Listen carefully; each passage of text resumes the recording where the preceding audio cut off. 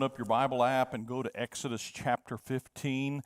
For those of you maybe that are new with us or joining us for the first time today, we're in a series in the book of Exodus. We've been kind of walking through probably about a chapter on average a week, and we are in chapter 15, and that's where we're going to pick it up. We have covered already the early days of Moses. We've covered Moses and the burning bush. We've covered Moses going back to Egypt, telling Pharaoh that God says to let his people go. We've covered Pharaoh's reluctance and subsequently the plagues that God inflicts upon the people of Egypt. We've covered the Passover feast and the whole ordeal of that night where Egyptian firstborn died, and God saved the people of Israel. We've covered the Exodus out of Egypt. We've covered the crossing of the Red Sea. And last week, we covered this song at the first part of chapter 15, where the Israelites, reflecting back on what God had done, as they've crossed over, now are walking south along the banks, the east banks of the Red Sea. They see dead Egyptian soldiers, and they burst out into song. It sounds like the whole camp is singing. You get to the end of it, and we read about Miriam, the sister of Moses, who kind of leads all the women in this parade of tambourines singing this song. And they're doing a couple of things. One of them is that they are celebrating what God has done. They're saying things like the horse and rider fell into the sea. They're recognizing this was a miracle of God. God did something, and we are the beneficiaries of that. They celebrated what God done, and then a lot of the song is them declaring who God is. He is my God. He is my Father's God. He is my defender. He is my salvation, and on and on and on through the song, and it just kind of back and forth from that. And so if you missed last week, I encourage you to go back and take a peek at what we covered there, even go back and read through some of that.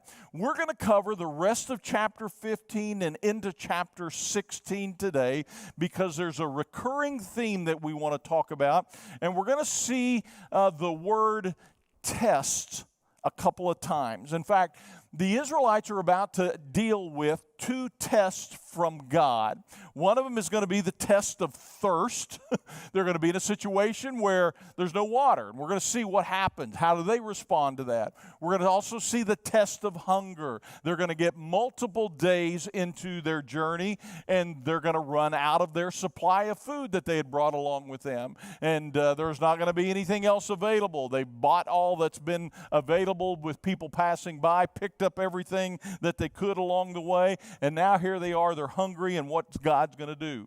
And so it's easy for us, easy for them to look at the circumstances around us and go, this is bad.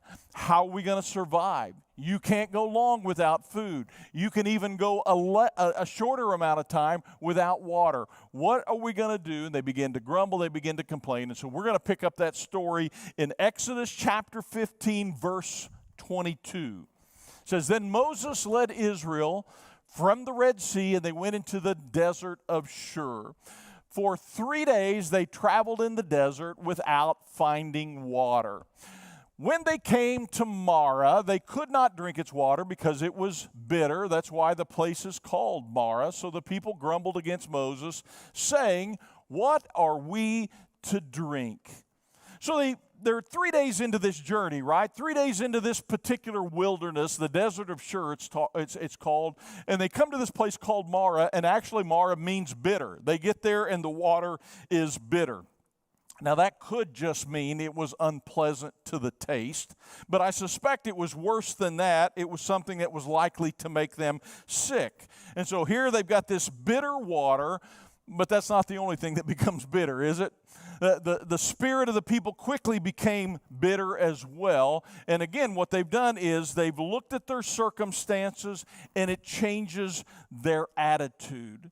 They begin to grumble. They begin to complain. They begin to look down. Not only does it change their outlook and their attitude, but when we focus on our circumstances, also causes us to get cynical as well, doesn't it? We start losing faith. And we start wondering to ourselves, maybe God doesn't do that. Or maybe God doesn't do that anymore. Or maybe God doesn't care about my situation. God, why aren't you watching over us? Why aren't you taking care of us? Or maybe, God, are you even there? That's where the Israelite people are. Now remember, we read at the very beginning of the verse, it's only been 3 days. They are 3 days into their journey after crossing the Red Sea. They had just been singing songs that praise God, and now they're complaining. And so what's happened is that they have forgotten the 10 plagues and how God had delivered them from Egypt. They had forgotten that God had miraculously allowed them to cross the Red Sea, and how he had miraculously eliminated the Egyptian army that was pursuing them. And so here they are following this pillar of cloud, pillar of fire, the presence of God, and they know that God led them to this location. And yet here they are complaining and worried about how they're going to live and what they're going to drink. Here's a truth that I think we could all agree with, that it's hard to be faithful when you're forgetful. It's hard to be faithful when you're forgetful. And so what we have to do on occasion is to think back, to recall what God has already done for us. I mean, we're all guilty of this. We're all guilty. It's easy for us to look and go, wow, I can't believe that the Israelites would be already there, already complaining. Easy for us to be critical of them, but we're all guilty of this. We forget what God has done for us, and we need to be reminded. The truth is that you have been blessed. Listen, if you live in the United States of America, already you've been blessed. If you've got a place to live at, shelter, if you've got clothes to wear, if you've got food to eat, you are blessed beyond measure compared to the rest of the people in our world. And what happens is we take it for granted. And what happened to the Israelites is they had forgotten, just in days, had forgotten what God had done for them. Just why it's important for gatherings like this. We're reminded together of what God has done for us, of how God has been faithful. We've sang songs about the faithfulness of God. That's why it's so important for you to have friends, for you to be in a community group, for you to be in a ridge group, where there are people that can remind you when things are difficult, when the circumstances are hard, to remind you that, yeah, God was faithful. God has been good in the past, and we can expect God to provide because God has been good. He has a track record of being good. He has a history of being good. And so if God was good, we can expect him to be good. If God was good, we can expect him to continue to be good. That's the situation they're in. Look at verse 25. Then Moses cried out to the Lord. After all the grumbling and complaining and the people like, what are we going to drink? The Lord showed him a piece of wood. He threw it into the water, and the water became fit to drink. Isn't that amazing? God just shows him this piece of wood. Maybe your version says a branch. Some of them say a tree. God shows it to him. Moses throws it in the water, and suddenly the water becomes fit to drink. And we don't know if that was some kind of, miracle. I mean, obviously there's a miracle, God showing it to him, but did this piece of wood do something naturally that caused the water to become drinkable? We don't know. But ultimately, God's still responsible, right? And when God tells us to do something, you do it. That's what Moses is learning in this situation. He does it. The water becomes drinkable. The people can drink. Look at the end of verse 25 there in 26. It says, there the Lord issued a ruling and an instruction for them and put them, here's that word, to the test. We're going to read it again. God's doing something here. He said, if you listen carefully to the Lord your God and do what is right in his eyes, if you pay attention to his commands and you keep all his decrees, I will not bring on you any of the diseases that I brought on the Egyptians. For I am the Lord who heals you. Let's leave that verse up there for just a minute. We looked at the word test right there. So God is saying this is some kind of test. We think of a test as a teacher giving us some kind of a barometer of how much we know, right? And you pass it, or you fail it, or you do something in between. But God doesn't need to know where we are. God already knows our hearts. And so what the Lord tests us for is to encourage spiritual growth. This is a test not so that God can discover something. This is a test so God's people can learn to trust Him. And so God makes an arrangement with His people, the Israelites. You do what I say, and some good things are going to happen to you. There will be a blessing. There will be a reward that comes from obedience. If you listen and do what I say, then what God basically says is, I'm going to keep you from getting sick. I'm going to keep you from catching any of these diseases. Now, that is a conditional promise to the Israelites. When God says you're not going to have any of these, none of these diseases, God is protecting His people with instructions about things that they didn't even know about. In fact, the world, scientific community wouldn't even know about maybe for hundreds and thousands of years. And so these guidelines that ultimately God is going to give them is going to protect against microorganisms long before they were known to even cause disease. And so some of these things that God ultimately is going to give them identify scriptures that address things like hand washing and quarantine and circumcision, proper treatment of dead bodies, proper disposal of human waste. All of those things today we know are measures by which you can prevent the control of infectious disease. But nobody knew that in those days. And God says, I'm going to do some things. I'm going to show you some things. We also need to address just real quickly this idea of when God promises something like this, that you will not have any of these diseases that I inflicted upon the Egyptians. And so this is not a promise then that we all look and go, that's a promise for us. It's a promise in the Bible. It must be true for us. This was not a universal promise. This was a promise given to a specific nation. And so we can't take what God has promised and was in a covenant relationship with somebody else and say it's intended for us. We may not be able to take it as a promise to us, but we can learn from it. It still shows us God's heart and His character. It is God's nature to repair. It is God's nature to restore. It is God's nature to reconcile. It is God's nature to heal.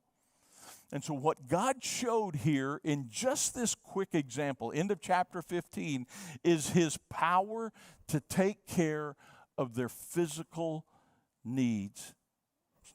One of them simply just to provide drinkable water. And so we got to the very end of verse 26 right there. He says, I am the Lord who heals you. Literally it says, Jehovah Rapha. And that's what it means. I'm the Lord who heals you. In the midst of their bitterness and their hurt, God reveals Himself as their healer. Now, what's really cool about this is just as God told Moses to use this piece of wood to heal the bitter waters, we're told that the source of our healing, well, it comes from another piece of wood, doesn't it? We're seeing a picture of Jesus here. This time, the wood comes with a bruised and bloody body, for the very Son of God came as a substitute for our sin. 1 Peter 2:24 says, He Himself bore our sins in His body on the tree so that we might die to sins and live for righteousness. By His wounds you have been healed. Isn't that beautiful? Jehovah Rapha. He is the Lord our healer. Now look at this last verse in chapter 15. It says, Then they came to Elim, where there were 12 springs and 70 palm trees, and they camped there. near the water. Interesting how just a change in vision, things just change. They're in a place that is basically called bitter because of its bitter waters, and God has them there, and God does something there, and then God takes them to a place that sounds like a resort. There's water, there's palm trees. Some of you pay big money to go to places just like that, right? And here they are enjoying that special time. Two places, two events in our life often. Sometimes things are calm, and we love those times. We love the palm trees. We love the resort. Sometimes God has us camped out there, and sometimes God has us camped out in a place like Mara for bitter waters. But that won't always be our place. In fact, it was at that difficult place where God revealed himself to them as their healer. Something good happened at a difficult time. So flip the page or scroll over, whatever you need to next, and let's go to chapter 16. The tests are not over. We've seen the test of thirst, but there's another test that's coming. It says the whole Israelite community set out for Elim and came to the desert of Sin. By the way, that sounds like a really evil place, doesn't it? You know, you don't want to go to the desert of sin, but actually it has nothing to do with what we think it has to do. In fact, it's probably connected to this word Sinai right here. It's simply a place between Elim and Sinai. It says on the 15th day of the second month after they had come out of Egypt. In the desert, the whole community grumbled against Moses and Aaron. The Israelites said to them, "If only we had died by the Lord's hand in Egypt, because it was there we sat around pots of meat and we ate all the food we wanted. But you have brought us into this desert to starve the entire assembly to death." Okay? So they have been on the road now, when we get to chapter 16, for a little over a month. And again, here they are. They are forgetting they had been delivered from Egypt. They are forgetting about the Red Sea miracle. They are forgetting about the enemy being wiped out. They've forgotten about the song that they had sung. They forgot about God had provided water for them. And now here they are grumbling again. Now, let's acknowledge they needed food, right? A month in, they're out of food, probably used up all the stuff that they had brought for them, and now they need some food. But did you notice how their memory failed them? We wish we were back in Egypt, because back in Egypt, all we did all day was sit around pots of food, and we just enjoyed. They sat around like it was a buffet. They remembered Egypt as like a buffet line. They were slaves in Egypt. They were beaten. They were doing forced labor. They didn't sit around pots of meat while they were there. They have distorted the memories of the past. I mean, we all do it a little bit. You remember some things, and it happens as you get older, right? We like the good old days. Remember the good old days? And we have kind of this romantic view of how things used to be, and usually it's a little distorted. We've forgotten about some of the difficulties. So here's the truth. If you focus on the past, it won't be long before you start complaining. But some of you need to hear for that. Just let that settle with you for a minute. If you're always focusing on the past, the good old days, how things used to be, if you're always focusing on the past, it won't be long before you start complaining. Some of you have made that a habit. It is easy to get into the habit of just complaining. And you look back and you think, oh, I long for life when it was easy like that, and when everything, and the truth is it wasn't that good, but it's caused you to start complaining. And it's easy to blame it on the circumstances, like Israel, in fact, is doing here. But the Bible tells us that our attitude can be separated from circumstances. No matter what you've gone through, you can choose to be bitter or you can choose to live a life of joy. You have that option. You can choose to decide. You can choose to complain or you can choose to be appreciative and positive. It's our choice.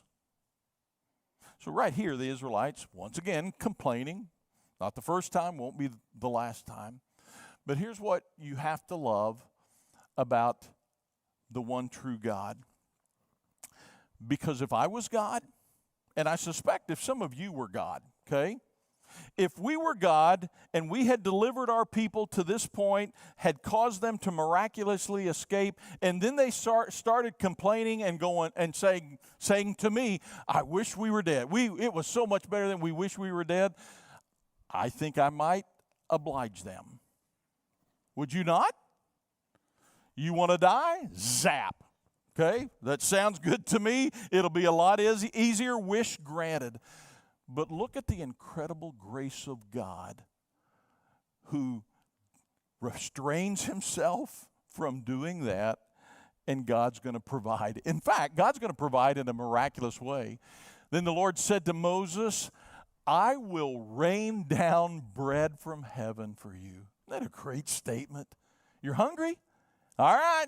I will rain down bread from heaven for you. The people are to go out each day and gather enough for that day. That's significant right there. In this way, I will, look at the word again, test them and see whether they will follow my instructions. On the sixth day, they're to prepare what they bring in, and that is to be twice as much as they gather on the other days. And so God's going to provide for them. God's going to do something. I'm going to rain down bread on you. I'm going to drop it down from the sky. So here they are grumbling, and God is going to bless anyway with this thing called manna. Listen, if you grew up in the church, you recognize this story. You've heard it before. Maybe even if you didn't grow up in the church, you recognize that terminology. It goes outside of the church walls, but it's an interesting term here. God calls it, when God uses instruction, he calls it bread from heaven, but the people call it manna. And literally what manna is, what is it? That's what manna means, because the people looked at it and they went, what is it? And so you already know a Hebrew word today. If you want to say manna, it means what is it? God calls it bread of heaven. Psalm 78 is called bread of angels. Isn't that amazing? They didn't have to work for it. They didn't have to hunt it down. They didn't have to plant it. They didn't have to harvest it. They just went around and picked it up. Well, what was it like? Well, if you skipped all the way to verse 31, it gives a little bit of a description. It was like coriander seed, tasted like wafers made with honey. Man, that sounds good. Numbers 11 gives us a little commentary on it. It says this is how they prepared it. Sometimes they would grind it up. Sometimes they would cook it in a pot. Sometimes they made it into loaf. I don't know, with the oil that it talks about in there, well, it almost sounds like donuts to me by the time they ended up with it. Or maybe I was just hungry when I was reading through this. But verse 35 says they ate it for 40 years.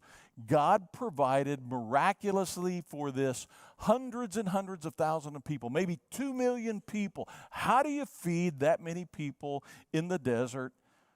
You rain down bread from heaven. And that's what they had to survive.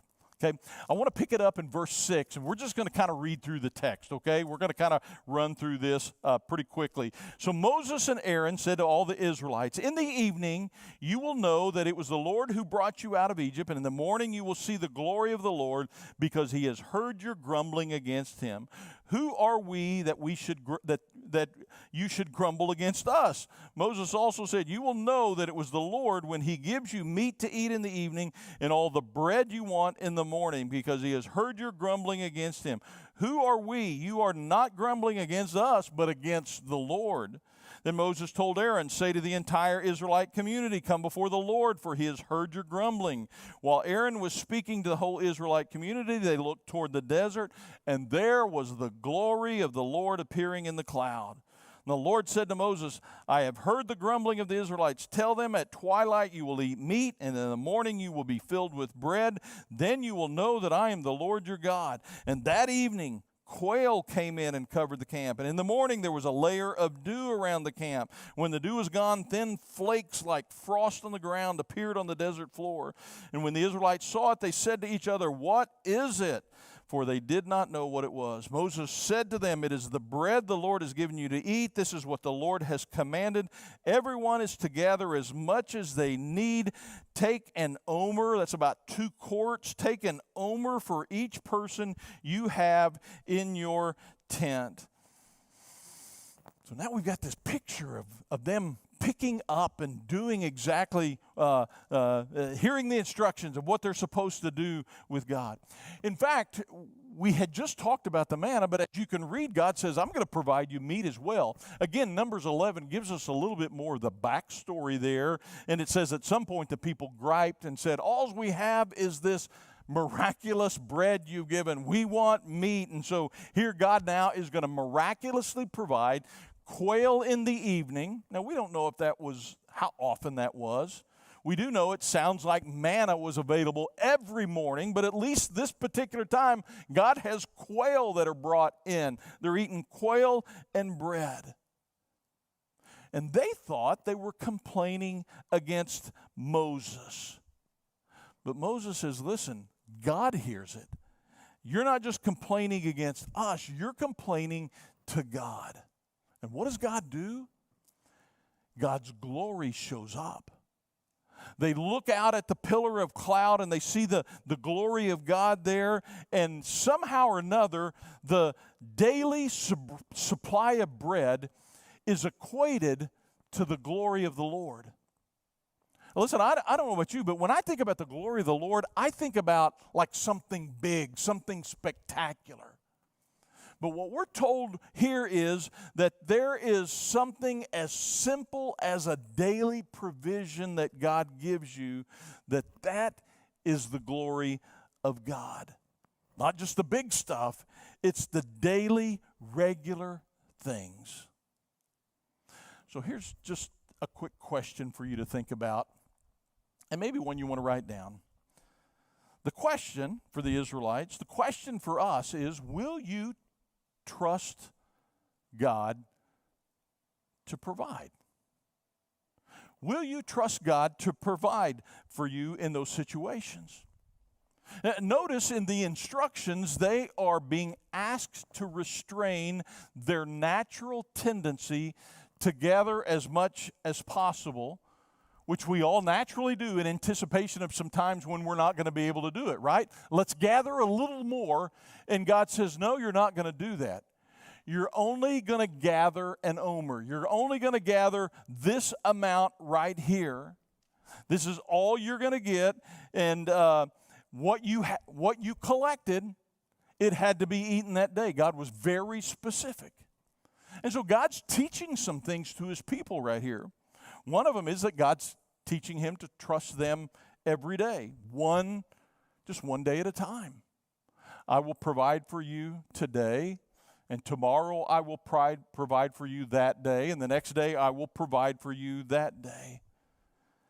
In fact, probably what Jesus was pointing back to when he's teaching his disciples to pray, and he says, Lord, give us this day our daily bread. That's a little hard for us to understand that, isn't it? That we would trust God to provide for us in a daily fashion. Because we're just like the Israelites, and we think about like storing up. Let's get ahead. In fact, not only do we go to the grocery store and we have freezers and we have pantries to put things in, we go to places like Costco and we buy it in bulk. And we have bought it now, and it has become such a regular thing that when they build new houses these days, do you realize that they put in what's called a Costco door. That's a little bitty door that goes from your garage to your pantry so you can shove the boxes of bulk items through that Costco door, because none of us really think about God providing for us in a daily fashion. John chapter 6, Jesus has just fed the 5,000. You know that story, right? He's got the loaves and the fishes, and he breaks them, and they pass them out, and everybody gets fed, and there's some left over. And after all of that happens, Jesus then takes the opportunity to speak to the people. And he's going to tell them some really, really hard things that they don't like to hear. One of them is, he's like, you're going to taste my flesh, and you're going to eat my flesh, and you're going to drink my blood. It's stuff they didn't like to hear. What they wanted to hear is, Jesus, we want you to keep doing these things. In fact, I think I've got that, John chapter 6. We want you to keep doing these things. Give us some more miracles. Keep feeding us. And Jesus said to them, well, very truly, I tell you, it's not Moses who's given you the bread from heaven. It's my Father who gives you the true bread from heaven. They're like, we want you to do a sign. We want you to show us how powerful you are. Even Moses gave us manna, which really wasn't true. God provided the manna. And so Jesus said to them, listen, that's not what this is all about. He says the bread of God is the bread that comes down from heaven and gives life to the world. Sir, they said, always give us this bread. And this is Jesus' response. I am the living bread that came down from heaven. He goes on and says, whoever eats this bread will live forever. This bread is my flesh, which I will give for the life of the world.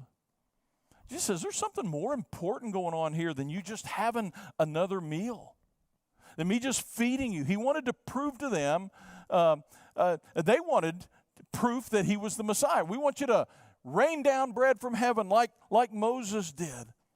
But Jesus says even that manna was a picture of what was going to happen, that the bread of life is going to come for hungry sinners. This isn't just about manna. This is about something so much more. This isn't just about your physical need. Jesus is saying, I came for your spiritual needs. Pick it up back in verse 17, back in Exodus. The Israelites did as they were told. Some gathered much, some little. What they measured it by the omer. The one who gathered much did not have too much. The one who gathered little did not have too little. Everyone had gathered just as much as they needed. Then Moses said to them, no one's to keep any of it until morning. However, some of them paid no attention to Moses. They kept part of it until the morning, but it was full of maggots and began to smell. So Moses was angry with them. Each morning everyone gathered as much as they needed. When the sun grew hot, it melted away. On the sixth day they gathered twice as much, 2 omers for each person. And the leaders of the community came and reported this to Moses. He said to them, this is what the Lord commanded. Tomorrow is to be a day of Sabbath rest, a holy Sabbath to the Lord. So bake what you want to bake and boil what you want to boil. Save whatever is left, keep it until morning. So they saved it until morning as Moses commanded. And this time it did not stink or get maggots in it. Eat it today, Moses said, because today is the Sabbath of the Lord. You will not find any of it on the ground today. 6 days you're to gather it, but on the seventh day of the Sabbath there will not be any. And then verse 27, nevertheless, some of the people went out on the seventh day, on the Sabbath, to gather it, but they found none. Then the Lord said to Moses, how long will you refuse to keep my commands and my instructions? Bear in mind that the Lord has given you the Sabbath. That is why on the sixth day he gives you bread for 2 days. Everyone is to stay where they are on the Sabbath day. No one is to go out. So the people rested on the seventh day. So some disobeyed. Verse 20, there were those that tried to keep it, tried to hoard it, tried to get more than they needed. That didn't work out so good. You remember back in COVID when people did that? Remember when we couldn't find any toilet paper because people literally ran to the stores as soon as it was there and they grabbed as much toilet paper as they could because I can't run out of toilet paper. There were other things as well. I just remember the toilet paper for some reason. And so here they are. People are going out and grabbing as much manna as they could, and that didn't work out so well for them. And notice there's a little bit of work ethic here. God's telling his people, listen, you're going to go out and you're going to get this, and you got to get up in the morning because at some point it's going to go away. You couldn't be lazy. You couldn't get up at noon and go, okay, I think I'll go out. It was gone. If you wanted to eat, you got up in the morning, you got busy. And then God then sets up this Sabbath day, this seventh day thing. On the sixth day, you actually collected for 2 days. It wouldn't go bad on you, but there wasn't going to be anything that you could pick up on the seventh day. You had to get it on the sixth day. And can we just talk, in fact, add a little bit to that first statement about will you trust God? And that is, will you trust God's provision that it's enough? So I think it's one thing for us to talk about trusting God. But really what we're talking about here is trusting God that He is enough. And what He provides for you is enough. You can't pick up any more except on the sixth day. And on the sixth day, you have to discipline yourself to gather twice the usual amount of manna, but only that much. And so they had to trust that when they woke up the next morning, that there would be enough manna to eat and that it wouldn't have spoiled overnight like it would have on the other days. And so every week now, they could see how God was providing for them. Now, we're going to talk more about this whole Sabbath thing when we get to the 10 Commandments, because that's the fourth commandment. We'll be there, Exodus chapter 20, so we're not far away from that. But God is obviously setting something up for them. Remember this Sabbath day, something's going to happen. I want you to rest. And so God is developing some patterns and some rhythms for His people. And He's teaching them this principle that the time and energy that's normally spent gathering manna, on the Sabbath day, I want you to spend it in rest and worshiping God. And here's what they're going to find out is that when they do that, when they rest and they give God their time, that there's actually a blessing that comes from that. That God is going to provide for them, that God provides for everything that they need. And for people that were used to working hard, they're looking at it like, it doesn't make sense to us. How could we not do anything on a day and still come out ahead? And God says, if you'll trust that I'm enough, you can rest that day and I will make up the difference. Listen, there's some of you still trying to figure that one out. You haven't got that yet. And you keep thinking, if I just push it a little harder, do a little more, go the extra. This is a principle that God says that has no end to it. You can rest and you can spend some time and you can be on a rhythm. And I don't know that we're called to do that on a weekly basis. We're certainly not called to keep the Sabbath day any longer. We'll talk more about that when we get there. But there is a principle of rest and worship here that God says, I am enough. And if you will trust me, I will provide for everything you need. He's going to teach them not to be dependent